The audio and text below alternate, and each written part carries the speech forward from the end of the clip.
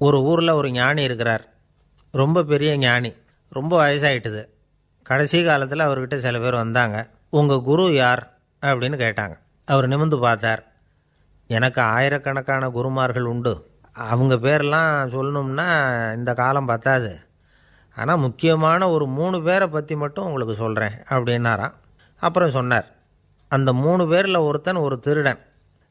ஒரு சமயம் ஒரு பாலைவனம் வழியாக நான் போய்கிட்டு இருந்தேன். அப்போது வழி தவறி போய் ஒரு கிராமத்துக்கு போயிட்டேன். அது இருட்டு நேரம், நடுராத்திரி, ஊரே உறங்கி போச்சு. அந்த நேரத்தில் ஒரு ஆள் மட்டும் ஒரு வீட்டு சுவத்தில் ஏதோ பண்ணி உள்ளே நுழையிறதுக்கு முயற்சி பண்ணிகிட்ருக்கிறான். அவங்கிட்ட போய் நான் இன்றைக்கி இங்கே எங்கே தங்க முடியும் அப்படின்னு கேட்டேன். அதுக்கு அவன், இந்த ராத்திரி வேளையில் அது ரொம்ப சிரமம், ஒரு திருடனோட உங்களால் தங்க முடியும்னா நீங்கள் என்னோட தங்கலாம் அப்படின்னா. நான் அவங்க கூட 1 மாதம் தங்கியிருந்தேன். ஒவ்வொரு நாள் ராத்திரியும் இப்போ நான் என்னுடைய வேலைக்கு போகிறேன், நீங்கள் ஓய்வு எடுத்துக்கோங்க அப்படின்னு சொல்லிவிட்டு போவான். அவன் திரும்பி வந்த உடனே உனக்கு ஏதாவது கிடச்சிதான்னு நான் கேட்பேன். அதுக்கு அவன், இன்றைக்கி ராத்திரி ஒன்றும் இல்லை, நாளைக்கு மறுபடியும் முயற்சி பண்ணுவேன் அப்படின்பா. எப்பவும் அவன் நம்பிக்கை இழந்ததே கிடையாது. எப்பவும் சந்தோஷமாகவே இருப்பான். நானும் ரொம்ப காலமாக தியானம் பண்ணிக்கிட்டே இருந்தேன். ஒன்றுமே நடக்கலை. ஆனால் நான் என்ன பண்ணேன் தெரியுமா? மனசு வருத்தப்படும், நம்பிக்கை இழந்துருவேன். அப்போல்லாம் அந்த திருடனுடைய விடாமுயற்சி தான் ஞாபகத்துக்கு வரும். அதனால் அந்த திருடன் எனக்கு ஒரு குரு. என்னுடைய 2வது குரு யாருன்னா அது ஒரு நாய். இது எப்படின்னா, ஒரு சமயம் எனக்கு ரொம்ப தாகமாக இருந்தது. ஒரு நதியை நோக்கி போய்கிட்டு இருந்தேன். அப்போ ஒரு நாயும் வந்தது. அதுக்கும் தாகம். ஓடி வந்து ஆற்றை பார்த்துது. அதோட நிழல் வந்து ஆற்றுல தெரிஞ்சுது. அதை பார்த்ததும் பயந்துட்டுது. அதாவது அது தன்னுடைய சொந்த உருவத்தையே கண்டு பயந்தது. அதை பார்த்து குறைக்குது, திரும்பி ஓடிச்சு. ஆனால் அதுக்கு தாகம் அதிகமாக இருந்ததுனால அது மறுபடியும் திரும்பி வந்தது. பார்த்தா மறுபடியும் தண்ணியில் நாயோட உருவம் தெரியுது. இப்படி சில தடவை பண்ணிச்சு. இருந்தாலும் கடைசியில் தண்ணியில் குதிச்சுட்டுது துணிஞ்சி. இப்படி குதித்த உடனே அதோட உருவமும் மறைஞ்சுட்டுது. இதை பார்த்தேன். நான் என்ன புரிஞ்சுக்கிட்டேன்னா, எவ்வளவு தான் பயம் இருந்தால் கூட ஒருத்தன் தைரியமாக காரியத்தில் இறங்கணும் அப்படிங்கிறத புரிஞ்சுக்கிட்டேன். இந்த போதனை அந்த நாய்கிட்ட இருந்து எனக்கு கிடைச்சிது. இது ஒன்று. அடுத்தது என்னுடைய 3வது குரு யாருன்னா அது ஒரு சின்ன குழந்தை. நான் ஒரு சமயம் ஒரு நகரத்துக்கு போனேன். அங்கே ஒரு குழந்தை எரிகிற மெழுகுவத்தி ஒன்று எடுத்துக்கிட்டு வந்தது. நான் அந்த குழந்தைய பார்த்து வேடிக்கையாக கேட்டேன், ஏன் பாப்பா, இந்த மெழுகுவத்தியை நீயாவே கொளுத்துனியா அப்படின்னு கேட்டேன். ஆமான்னுது அந்த குழந்தை. சரி, இந்த மெழுகுவத்தி முன்னாடி எரியாமல் இருந்தது, இப்போ எரியுது. இந்த மெழுகுவத்திக்கு வெளிச்சம் எங்கேருந்து வந்தது, அதை எனக்கு காட்ட முடியுமா அப்படின்னு கேட்டேன் அந்த குழந்தைகிட்ட. இதுக்கு அந்த குழந்தை சிரிச்சுக்கிட்டு அந்த மெழுகுவத்தியை ஊதி அணைச்சுட்டுது. அதுக்கப்புறம் என்னை பார்த்து கேட்டுது, இப்போ இந்த மெழுகுவத்தியின் வெளிச்சம் போனதை பார்த்தீங்க இல்லையா, அது எங்கே போச்சுன்னு எனக்கு சொல்லுங்க அப்படின்னுது. அந்த குழந்தை இப்படி கேட்டதும் என்கிட்ட இருந்த ஆணவம் அழிஞ்சுட்டுது. நான் படித்ததெல்லாம் அந்த வினாடியில் சுக்கு நூறாக போட்டுது. என்னுடைய முட்டாள்தனத்தை நான் உணர்ந்தேன் அப்படின்னு இவ்வளவும் அந்த ஞானி விவரமாக சொன்னாராம். அதனால் நாம் இன்னார்கிட்டே இருந்து தான் இதை கற்றுக்கணுங்கிறது இல்லை, யாருக்கிட்டே இருந்தும் எதையும் கற்றுக்கலாம். நம்மால் ஒருத்தன் ஒரு நாய் வளர்த்துக்கிட்டு இருந்தான். அந்த நாய்க்கு வால் கிடையாது. யாரோ ஏற்கனவே வெட்டி எடுத்துட்டாங்க. இந்த நாய் தான் சார் எனக்கு குரு, அதுக்கிட்டே இருந்து கூட நான் பாடம் கற்றுக்கிட்டு இருக்கிறேன் அப்படின்னா. அப்படி என்ன கற்றுக்கிட்டேன் இந்த வால் இல்லாத நாய்கிட்டே இருந்து அப்படின்னு கேட்டோம். நாம் யாருக்கிட்டையும் வாலாட்டக்கூடாது அப்படிங்கிற பாடத்தை அதுக்கிட்டே இருந்து தான் நான் கற்றுக்கிட்டேன் அப்படின்னா. ஒருத்தர் சிகரெட்டும் கையுமா வந்தார். சார், இந்த புகைப்பிடிக்கிற பழக்கத்தை நிறுத்தி போடணும்னு தான் பார்க்குறேன், முடியலேன்னார். புகைப்பிடிக்கிறத நிறுத்துறது ரொம்ப சுலபம் சார் அப்படின்னார் இன்னொருத்தர். எப்படி சொல்கிறீங்கன்னு கேட்டார் அவர். நான் கூட ஏற்கனவே 10 தடவை அந்த பழக்கத்தை நிறுத்தி இருக்கிறேன் சார் அப்படின்னார் இவர். இதிலேருந்து என்ன தெரியுது? புகைப்பழக்கத்தை திடீர்னு விட்டு விடுறதுங்கிறது ரொம்ப கஷ்டம்னு தெரியுது. இருந்தாலும் இது சம்பந்தமான ஆராய்ச்சி, அனுபவம், இது ரெண்டையும் அடிப்படையாக வச்சு சில வழிமுறைகளை சொல்கிறாங்க. அதாவது புகைப்பிடிக்கிறத நிறுத்துறதுக்கு 10 வழிகள் உண்டு அப்படின்னு சொல்கிறாங்க. அது என்னங்கிறத தெரிஞ்சுக்கிட்டா உபயோகப்படுதான்னு பார்க்கலாமே. முதல் கருத்து என்னென்னா, கொஞ்ச நாளைக்கு புகைப்பிடிக்கிற நண்பர்களை விட்டு விலகி இருக்கணும். இதனால் புகைப்பிடிக்கிற ஆசை குறையும். அந்த பழக்கத்தை மறுபடியும் ஆரம்பிக்கக்கூடாதுங்கிற எண்ணம் உறுதிப்படும். ரெண்டாவது கருத்து, புகைப்பிடிக்கிறதை எதிர்த்து தீவிரமாக பிரச்சாரம் செய்ய ஆரம்பிச்சிடணும். அது அடுத்தவங்களுக்கும் உபயோகப்படும், உங்களுக்கும் உபயோகப்படும். உங்கள் உள்ளுணர்வை அது தூண்டும், உங்களை உறுதி கொள்ள வைக்கும். மூன்றாவது கருத்து என்னென்னா, தினமும் 2 தடவை குளிக்கணும். எப்படி தெரியுமா? முதல்ல வெது வெதுப்பான தண்ணீர், அப்புறம் குளிர்ந்த தண்ணீர், இப்படி மாறி மாறி குளிக்கணுமா. நாலாவது கருத்து, உடற்பயிற்சிகள் செய்யணும். மூச்சு வாங்குற மாதிரியான பயிற்சிகள் ரொம்ப நல்லதான். பிராணாயாமம் அப்படிங்கிற மூச்சு பயிற்சி ரொம்ப நல்லதுங்கிறாங்க. அப்புறம் ஐந்தாவது கருத்து, சாப்பாடு மிதமாக இருக்கணும், சீராக இருக்கணும். பச்சை காய்கறிகள், பழங்கள் சாப்பாட்டில் சேர்த்துக்கலாம். அடிக்கடி கொஞ்சம் கொஞ்சமாக சாப்பிட்டு ரத்தத்தில் சர்க்கரையின் அளவை பராமரிக்கணும்.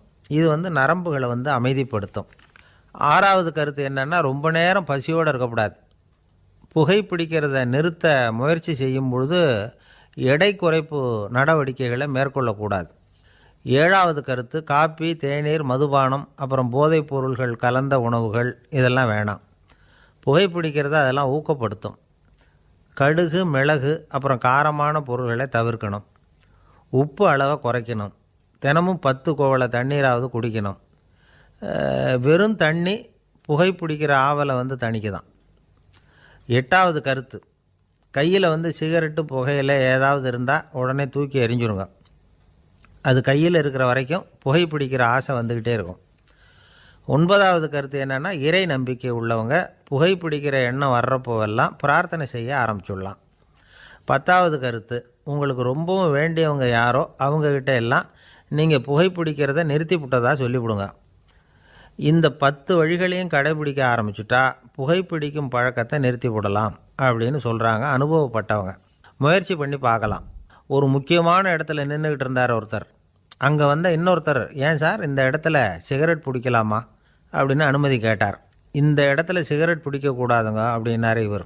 நீங்கள் இப்படி சொல்கிறீங்க, ஆனால் இந்த இடத்துல கீழே நிறைய சிகரெட் துண்டுகள் கிடக்குதே, அவங்கெல்லாம் யார்? அவங்கெல்லாம் உங்கள் மாதிரி என்கிட்ட அனுமதி கேட்காதவங்க அப்படின்னாராம் இவர். இந்த உலகத்தில் எவ்வளவோ உயிரினங்கள் இருக்குது. ஒவ்வொன்றும் ஒவ்வொரு விதமாக சண்டை போடுது. இப்போ 2 மாடு சண்டை போட்டுக்குதுன்னு வச்சுக்கோங்க, என்ன பண்ணும்? 2 முட்டிக்கும். அதுக்கு சண்டை போடுறதுக்கு ஆயுதமாக உபயோகப்படுறது அதோட கொம்பு. 2 சேவல் சண்டை போட்டுக்குதுன்னு வச்சுக்கோங்க, அதுக்கு ஆயுதமாக உபயோகப்படுறது அதோட கால் நகம். காலால் தான் அது ஒன்றோட ஒன்று சண்டை போட்டுக்கும். ஆனால் 2 மனுஷன் சண்டை போட்டுக்கிறான்னு வச்சுக்கோங்க, இவன் இன்னதை தான் ஆயுதமாக உபயோகப்படுத்துவான்னு குறிப்பிட்டு சொல்ல முடியாது. கல்லை எடுப்பான், கத்தி எடுப்பான், துப்பாக்கி எடுப்பான், என்ன வேணாலும் பண்ணுவான். வாயால் திட்டுவான், கையால் அடிப்பான், காலால் உதைப்பான், சகலகலாக வல்லவன். விலங்குகள்லாம் பொதுவாக வாயை சாப்பிட்றதுக்கு மட்டும்தான் உபயோகப்படுத்துது.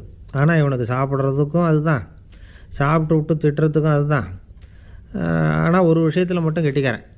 அதாவது நாம் சண்டை போட்டுக்கிட்டாலும் பரவாயில்லை, கோழிகள் சண்டை போடாமல் இருக்கணும் அப்படின்னு ஆசைப்படுறான். எதுக்காக? கோழிகள் சண்டை போடாமல் இருந்தால் நிறைய முட்டைகள் போடுமா, அதுக்காக தான் இந்த அக்கறை. கோழி பண்ணை வச்சுருக்கிறவங்களுக்கு இது ஒரு பெரிய பிரச்சனை. அதாவது பண்ணையில் இருக்கிற கோழிகளுக்குள்ளே அடிக்கடி சண்டை வந்துடும். அதனால் முட்டை உற்பத்தி குறைஞ்சிரும். சரி, இதுக்கு என்ன பண்ணுறது? பண்ணையில் போய் உட்காந்துக்கிட்டு தினமும் பஞ்சாயத்து பேசிகிட்டு இருக்க முடியுமா? அமெரிக்காவில் கோழி பண்ணை வச்சுருக்கிற ஒருத்தர் இதை பற்றி யோசனை பண்ணி பார்த்தாராம். ஒரு வழியையும் கண்டுபிடிச்சிருக்கார். கோழிக்கெல்லாம் மூக்கு கண்ணாடி மாட்டி விட்டுட்டோம்னா அது சண்டை போடுற குணம் குறைஞ்சிரும், முட்டை அதிகமாகிடும். அந்த கண்ணாடியில் உள்ள லென்ஸு சிவப்பு நிறத்தில் இருக்கணும், அவ்வளவுதான் அப்படின்னு அவர் கண்டுபிடிச்சாராம். இது ஏற்கனவே நடைமுறையில் கண்டுபிடிக்கப்பட்ட ஒரு விஷயம். ஆனால் எல்லா கோழிக்கும் சிவப்பு மூக்கு கண்ணாடி எப்படி மாட்டி விடுறது? அப்படியே மாட்டி விட்டாலும் அது நழுவாமல் இருக்கணுமே. இப்போ நாமெல்லாம் நடு விரலால் மூக்கு கண்ணாடி நடுவில் தொட்டு அப்படி ஸ்டைலாக சரி பண்ணிக்கிறோம். அது மாதிரி கோழி எப்படி சரி பண்ணிக்கும்? இதுதான் பிரச்சனை. இதுக்கு அவர் என்ன வழி கண்டுபிடிச்சாருன்னா, கோழிக்கெல்லாம் மூக்கு கண்ணாடிக்கு பதிலாக விழியொட்டு வில்லைகள், கான்டாக்ட் லென்ஸ், அதை பொருத்தி விட்டா என்ன அப்படின்னு யோசனை பண்ணார். அதே மாதிரி பண்ணார். அதே மாதிரி செஞ்சு பார்த்தார், வெற்றி. அதுக்கப்புறம் கோழியெல்லாம் சண்டை போட்டுக்கலையாம், சமாதான பிரியர்கள் ஆகிட்டு தான். கோழிகளுக்கு இயல்பாகவே சண்டை போடுற குணம் உண்டு. ஆனால் அதோட கண்ணுக்கு பார்க்குற பொருள்லாம் ரோஜா நிறத்துலையோ அல்லது இன்னும் சொல்லப்போனால் அழுத்தமான சிவப்பு நிறத்துலையோ தெரிஞ்சதுன்னா சண்டை போடுற குணம் குறைஞ்சிருதான். அந்த சமயத்தில் அது அதிகமாகவும் முட்டையிட ஆரம்பிச்சுடுதான். அதே நேரத்தில் இறை எடுக்கிறத கூட குறைச்சிக்குதான். இது ஏன் இப்படி பண்ணுதுங்கிறது விஞ்ஞானிகளுக்கு இன்னமும் புரியலையா. எப்படியோ அமெரிக்க கோழிகள்லாம் கான்டாக்ட் லென்ஸ் பொருத்திக்க ஆரம்பித்தாச்சு. கோழி கழுத்தை பிடிச்சிக்கிட்டு ஒரு சில வினாடிகளில் அதை பொருத்தி போடுறாங்களாம். கோழியோட ஆயுள் பூரா அது அப்படியே இருக்குமா. பண்ணையில் முட்டை உற்பத்தி குறைஞ்சா இது மாதிரி விஞ்ஞானபூர்வமாக பரிகாரம் தேடுறது தான் நல்லது. நமக்கு வேண்டியப்பட்ட ஒருத்தர் அவர் ஒரு கோழி பண்ணை வச்சுருந்தார். அந்த பண்ணையில் பாதி கோழி திடீர்னு செத்து போச்சு. உடனே ஒரு கால்நடை மருத்துவர்கிட்ட போக வேண்டியது தானே. அங்கே போகல. உள்ளூரில் மந்திரம் பண்ணிகிட்டு இருந்த ஒரு சாமியார்கிட்ட போனார். அவர் காலில் விழுந்தார். சாமி, என் பண்ணையில் பாதி கோழி செத்து போட்டுதுன்னார். சாமியார் யோசனை பண்ணார். சரி, பண்ணையில் வாசப்படி கிழக்கு பக்கமாக வச்சுருக்கியா மேற்கு பக்கமாக வச்சுருக்கியான்னு கேட்டார். கிழக்கு பக்கமாக இருக்குன்னார் அவர். அதுதான் தப்பு, மேற்கு பக்கமாக அதை மாற்று சரியாக போடும்னாராம். அதே போல் இவர் போய் மாற்றிவிட்டார். அப்பவும் பாதி செத்து போச்சு. மறுபடியும் சொன்னார், சாமி மறுபடியும் பாதி கோழி செத்து போட்டுதேன்னார். சரி, கூரை எப்படி போட்டிருக்க, ஓடு போட்டிருக்கியா இல்லை கீத்து போட்டிருக்கியான்னார். ஓடு போட்டிருக்கேன்னாராம் அவர். அதுதான் தப்பு, அதை கீத்து போட்டுரும் சரியாக போடும்னாராம். சரின்னு போய் அதையும் மாற்றி பார்த்தார். மறுபடியும் போயிட்டுது, கோழி செத்து போச்சு. வந்தார். மறுபடியும் பாதி செத்து போச்சு சாமின்னு வந்தார். இவரும் யோசனையை மாற்றி மாற்றி சொல்லிகிட்டே இருக்கிறார். இப்படி அவரும் மாற்றி மாற்றி பார்த்தார். 6வது தடவையாக அவரை தேடிட்டு வந்தார். அந்த சமயத்தில் இவர் ரொம்ப தீவிரமாக யோசனை பண்ணி பார்த்துட்டு, அது சரிப்பா, நீயே என்கிட்ட சளைக்காமல் வந்துக்கிட்டு இருக்கிற, நானும் யோசனை சொல்லிகிட்டு இருக்கேன். இப்போவும் உங்ககிட்ட சொல்கிறதுக்கு என்கிட்ட யோசனை நிறையா இருக்குது. ஆனால் சோதிக்கிறதுக்கு உங்ககிட்ட கோழி இல்லையே, என்ன பண்ணுறது அப்படின்னாராம் இவர். ஒரு தெருவில் சில சிறுவர்கள் விளையாடிக்கிட்டு இருந்தாங்க. ஏதோ ஒரு உயரமான கல்லை நடுத்தெருவில் வச்சு அதை சுற்றி சுற்றி ஓடி வந்துக்கிட்டு இருக்கிறாங்க. அது என்ன விளையாட்டோ அவங்களுக்கு தான் தெரியும். கொஞ்ச நேரம் அப்படி விளையாடிக்கிட்டு இருந்தவங்க விளையாடி முடித்ததும் அந்த கல்லை நடுத்தெருவில் அப்படியே விட்டுட்டு அவங்கவுங்க வீட்டுக்கு ஓடி போட்டாங்க. அதுக்கப்புறம் அந்த வழியாக 2 பெண்கள் பேசிக்கிட்டே வந்தாங்க. பேச்சு சுவாரஸ்யத்தில் நடுத்தெருவில் இருந்த அந்த கல்லை கவனிக்கலை. காலில் இடிச்சுட்டுது, லேசாக ரத்தம் வந்துட்டுது, வலி தாங்கலை. காலில் இடிச்சுக்கிட்ட பொண்ணு திட்ட ஆரம்பிச்சுட்டுது. வர வர ஊர் உலகம் ரொம்ப கெட்டு போச்சு, யாருக்கும் பொறுப்பே கிடையாது பாரு, இப்படி நடுத்தருவில் பொறுப்பு இல்லாமல் இப்படி கல்லை போட்டு வச்சுருக்குறாங்களே, இது நியாயமா அப்படின்னு சொல்லி இந்த சமூகத்தை கடுமையாக விமர்சனம் பண்ணிக்கிட்டு அவங்க போயிட்டாங்க. கொஞ்ச நேரம் கழித்து ஒரு வாலிபன் அந்த வழியாக வந்தான்.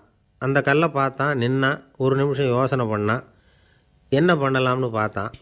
தன்னுடைய வீரத்தையும் பலத்தையும் காட்டணும்னு நினச்சான். பின்னாடி போனான்.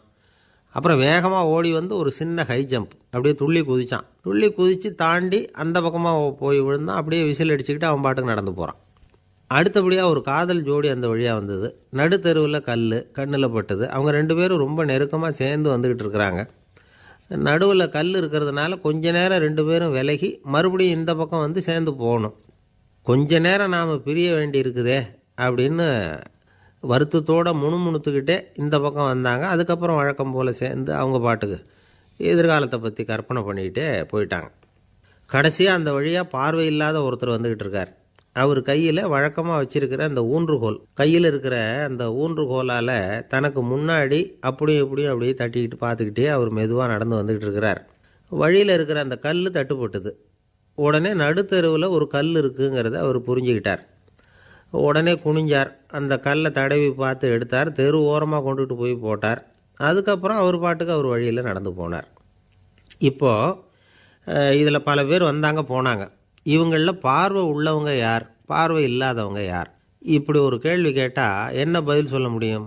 கொஞ்சம் யோசித்து பார்த்தா இன்றைக்கி பல பேர் இப்படி தான் இருந்துக்கிட்டு இருக்கிறோம். ஒரு ஆள் பார்க்குறதுக்கு பெரிய மனுஷன் மாதிரி இருக்கார். ஒரு தெரு வழியாக நடந்து வந்துக்கிட்டு இருந்தார். இருட்டு நேரம். வழியில் ஒரு பெரிய கல் கிடந்தது, கருங்கல். பார்த்தார். கொஞ்ச நேரம் யோசித்தார். போய் தூக்கி பார்த்தா ரொம்ப கனமாக இருந்தது. இன்னொரு ஆள் சேர்ந்தாதான் தூக்க முடியும். இவர் உடனே ரோட்டு ஓரமாக போய் ஒரு மரத்தடியில் உட்காந்துக்கிட்டார். 2 பக்கமும் பார்த்துக்கிட்டே இருக்கார், யாராவது வர்றாங்களான்னு. கொஞ்ச நேரத்தில் ஒருத்தர் வந்தார். இவருக்கு தெரிஞ்சவர். என்னங்க இந்த நேரத்தில் இங்கே உட்காந்துருக்குறீங்கன்னு கேட்டார் அவர். அதோ அந்த கருங்கல் அப்படின்னு சுட்டி காட்டினார். ஓ, அதை தூக்கி ஓரமாக போடணுமா? வாங்க 2 பேரும் தூக்கலான்னார் வந்தவர். நான் அதுக்காக உட்காந்துருக்கலேன்னார் இவர். பின்ன வேற எதுக்காகன்னார் அவர். ஒரு மனுஷன் கருங்கல்லில் காலை இடிச்சுக்கிட்டான்னா எப்படி துள்ளுவான்னு பார்க்கணுங்கிறது எனக்கு ரொம்ப நாளாக ஒரு ஆசை. அதுக்காக தான் உட்காந்துருக்கிறேன் அப்படின்னாராம். என்னுடைய நண்பர் ஒருத்தர் ஆழ்ந்த சிந்தனையில் இருந்தார். என்ன யோசனை பண்ணுறீங்கன்னு கேட்டேன். தலைவர் ஆகணும்னு பார்க்குறேன், அதுதான் என்ன வழின்னு யோசிச்சுக்கிட்டு இருக்கேன்னார். நான் கூட அது மாதிரி யோசித்து பார்த்தேன். அதுக்கப்புறம் அந்த யோசனையை கை விட்டுட்டேன் அப்படின்னோம். ஏன்னு கேட்டார். அதுக்கான தகுதிகள் நமக்கு இல்லைங்கிறது புரியுது. அது நமக்கு புரியறத விட நம்ம விட மற்றவங்களுக்கு நல்லா புரிஞ்சு போச்சு. அதனால் பேசாமல் கம்முன்னு இருந்துடுறது தான் நல்லது அப்படின்னோம். தலைவர் ஆகிறதுக்கு தகுதிகள் வேறு உண்டோ அப்படின்னு கேட்டார். அவர் யதார்த்தமாக தான் கேட்குறார். நாங்கள் உடனே எங்ககிட்ட இருந்த ஒரு புஸ்தகத்தை எடுத்து அவர்கிட்ட கொடுத்தோம். படித்து பாருங்கன்னு. தலைவர் ஆகிறதுக்கு என்ன வழி அப்படிங்கிறத பற்றி அதில் போட்டிருக்கிறாங்க. முதல் வழி என்ன தெரியுமா? ஒரு 4 பேர் முன்னாடி இல்லைன்னா ஒரு கூட்டத்துக்கு முன்னாடி நீங்கள் பேச போகிறீங்க. அப்போ எப்படி ஆரம்பிக்கணும்னா, உண்மையான புகழ்ச்சி, நேர்மையான பாராட்டு, இதோடு ஆரம்பிக்கணும். எடுத்ததுமே அது சரியில்லை இது சரியில்லைன்னு பேசிகிட்டு இருக்கக்கூடாது. மக்களை பார்த்து நீங்கள் தான் தப்பு பண்ணிவிட்டீங்க அப்படின்னு நேரடியாக சொல்லக்கூடாது. தவறு இருந்தாலும் அதை மறைமுகமாக ஏதாவது கதை சொல்லி அதிலிருந்து அவங்க புரிஞ்சுக்கிற மாதிரி செய்யணும். அடுத்தவங்க பண்ண தப்பு என்னன்னு அலசறதுக்கு முன்னாடி நீங்கள் பண்ணின தப்பு என்னங்கிறத பற்றியே பேசுங்க. எதுக்கும் நேரடியாக உத்தரவு போட்டுக்கிட்டு இருக்கக்கூடாது. இதை நீங்கள் செய்யணும் அப்படின்னு சொல்கிறதுக்கு பதிலாக நீங்கள் இப்படி செஞ்சால் எப்படி இருக்கும் அப்படின்னு கேள்வி மாதிரி கேட்கணுமா. இப்படி கேட்டால் அது உத்தரவு மாதிரி தெரியாதான். அடுத்தவங்க மரியாதையை காப்பாற்றுறது மாதிரி பேசணுமா. உங்கள் பேச்சு இன்னொருத்தரை அவமானப்படுத்துறது மாதிரி இருக்கக்கூடாதான். ஏண்டா இவங்கிட்ட போய் மாட்டிக்கிட்டோம்னு யாரும் நினச்சிடக்கூடாது. ஒவ்வொரு சின்ன வளர்ச்சியையும் பாராட்டணும். வெற்றி சாதாரணமாக இருந்தாலும் பாராட்டாமல் இருந்துடக்கூடாது. பாராட்டும் பொழுது தாராளமாக இருக்கணும். குறை சொல்லும் பொழுது கவனமாக இருக்கணும். வாய்க்கு வந்தபடி பேசிவிட்டால் அதுக்கப்புறம் வகையாக மாட்டிக்கிட்டு முழிக்க வேண்டியிருக்கும். நீங்கள் பேசுகிறது இன்னொருத்தருக்கு ஒரு கௌரவத்தையும் மரியாதையும் உண்டு பண்ணுறது மாதிரி இருக்கணும். நீங்கள் பேசுகிறது அடுத்தவங்களுக்கு இருக்கிற கொஞ்ச நெஞ்ச மரியாதையும் எடுத்து விடுறது மாதிரி இருக்கக்கூடாது. உங்கள் பேச்சை கேட்டால் கேட்குறவங்களுக்கு ஒரு ஊக்கம் வரணும், உற்சாகம் வரணும். தவறு எதுவாக இருந்தாலும் அதை சுலபமாக திருத்திக்கலாம், சரி பண்ணிக்கலாங்கிறது மாதிரி இருக்கணும் உங்கள் பேச்சு. அடுத்தவங்களை சந்தோஷப்படுத்துங்க. உங்கள் யோசனையை கேட்டு நடந்துக்கிறதுனால அந்த சந்தோஷம் அவங்களுக்கு கிடைக்கணும். இந்த தகுதியெல்லாம் உங்ககிட்ட இருந்தால் நீங்கள் ஒரு சிறந்த தலைவராகலாம் அப்படின்னு அந்த புஸ்தகத்தில் போட்டிருக்குது. இந்த காலத்தில் தலைவர் ஆகிறதுக்கு வேறு சில தகுதிகள்லாம் கூட தேவைப்படுது. ஒரு புள்ள தன்னுடைய அப்பா கிட்ட, அப்பா உன்ன மாதிரியே நானும் அரசியலில் சேரணும், தலைவர் ஆகணும்னு ஆசைப்படுறேன். இன்னையிலேருந்து எனக்கு அரசியல் பாடம் கற்றுக் கொடு அப்படின்னு கேட்டிருக்கான். அவரும் சரின்னு சொல்லிவிட்டு ஒரு பெரிய ஏணியை எடுத்துகிட்டு வந்தாரான். ஒரு செவுத்தில் சாத்தினார்.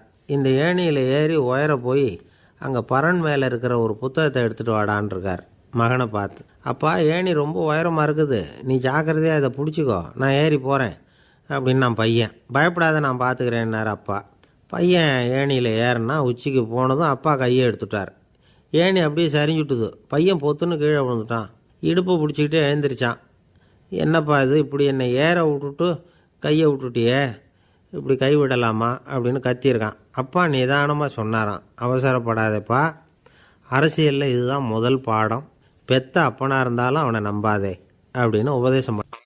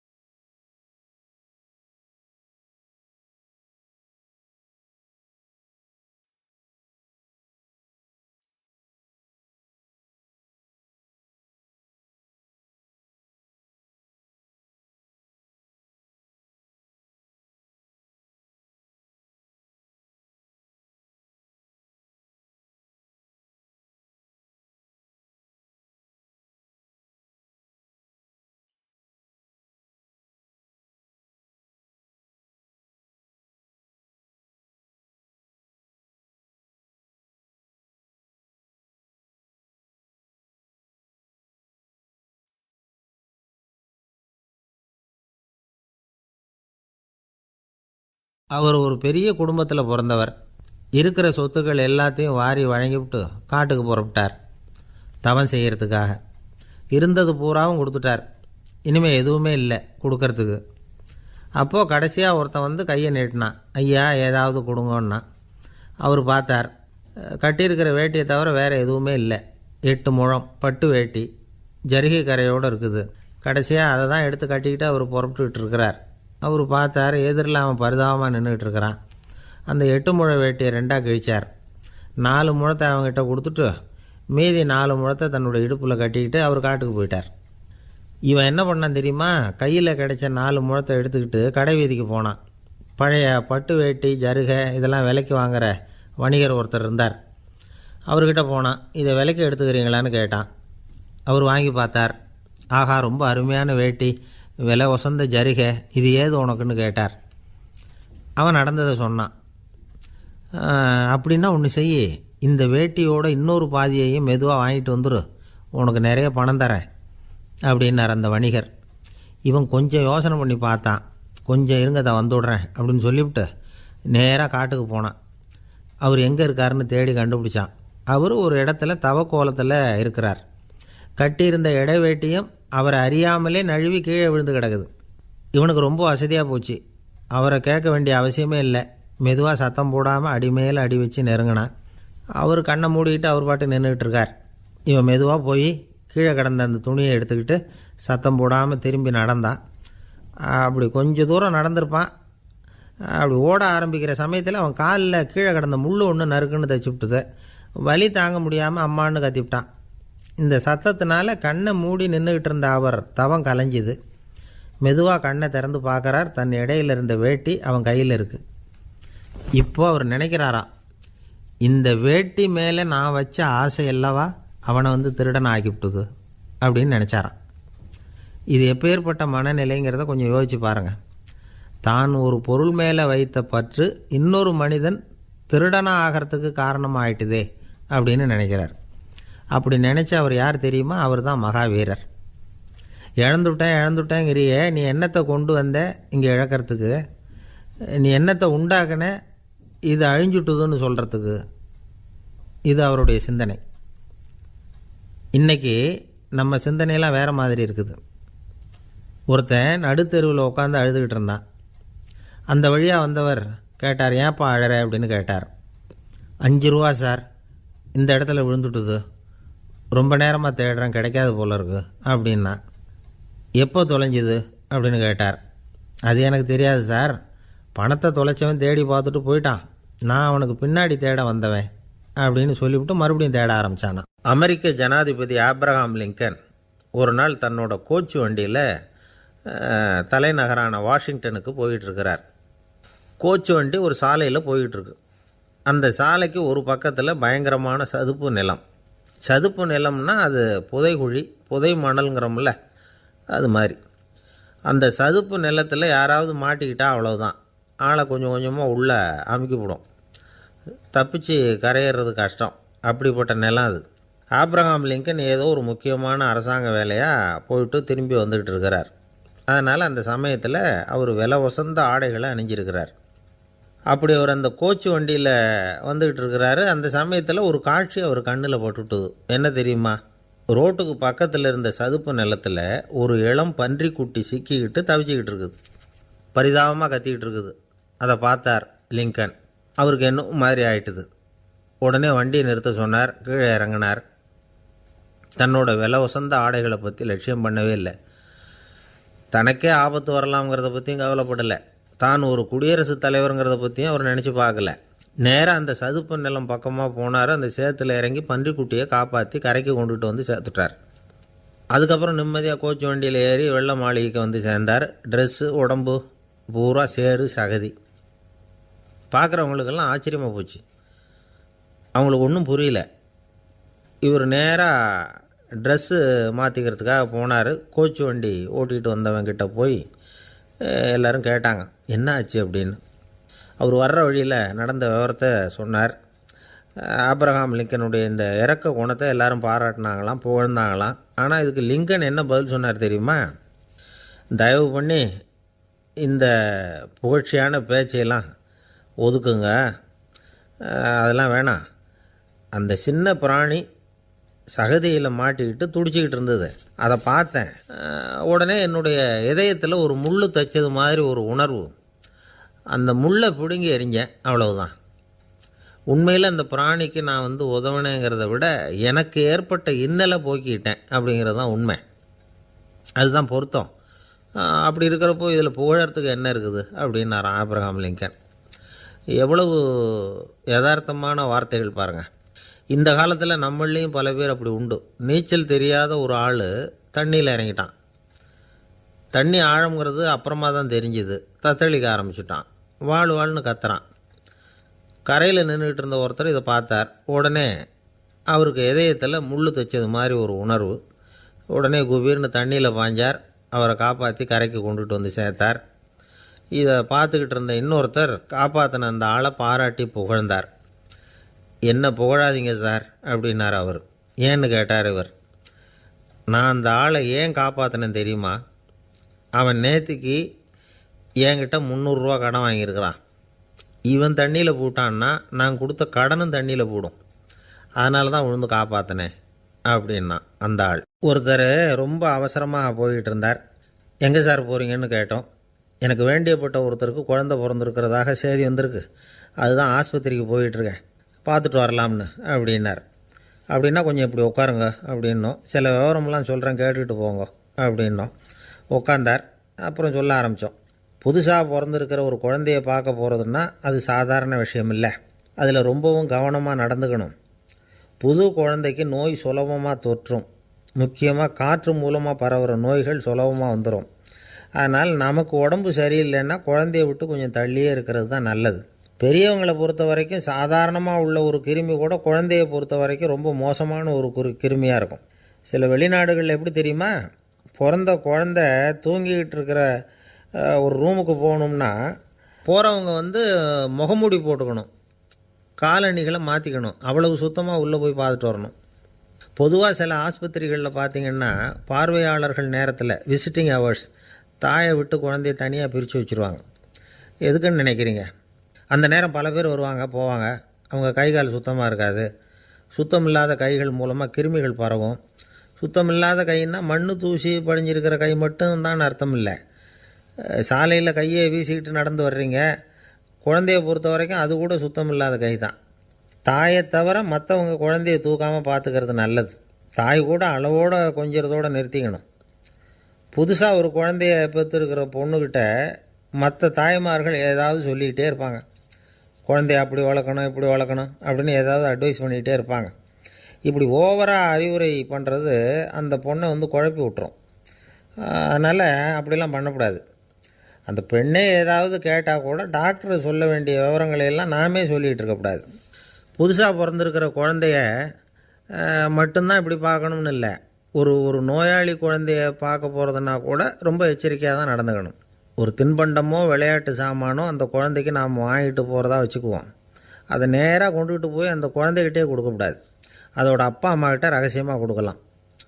அவங்க முடிவு பண்ணிட்டோம் குழந்தைகிட்ட அதை கொடுக்கலாமா வேண்டாமாங்கிறத.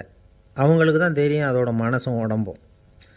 உங்கள் அக்கறையை காட்டுறதா நினச்சிக்கிட்டு குழந்தை வாயில் எதையும் கொண்டுட்டு போய் போடாதீங்க. போகிறப்போ உங்கள் வீட்டு குழந்தையும் அழைச்சிட்டு போகாதீங்க. இது நோயை வாங்கிட்டு வந்துடும், அல்லது புதுசாக ஒரு நோயை அதுக்கிட்ட கொடுத்துட்டு வந்துடும்.